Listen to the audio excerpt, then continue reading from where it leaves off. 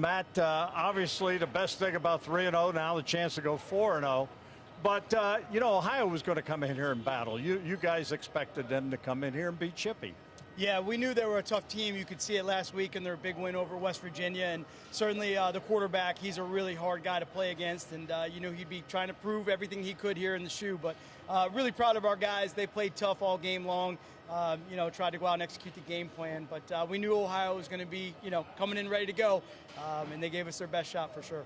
I love watching your defense play. I love watching Caleb Downs and Sonny Styles and those guys. What do you think the identity of this defense is now 3 games in? Yeah, I talked to him last week about it. I just think we are a gritty defense right now. We're going to grind through the game, and they're tough. They work really hard.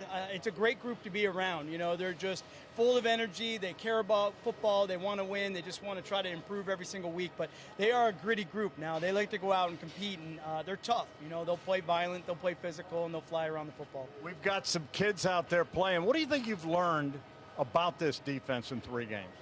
I think, they're a really tough, mentally tough and physically tough group. So when we change things in the game, or we may have adjustments here and there, I think they've done a great job of just staying with those adjustments, and nobody panics, nobody gets upset, and everyone just kind of keeps pushing forward. So it's a great group to be around from that, standpoint, to be able to change things in the middle of a game and adjust a game plan, and they don't even blink an eye, so it's pretty cool. You've been around this game a long time at the highest level. Bye week coming. Does it come at a good time?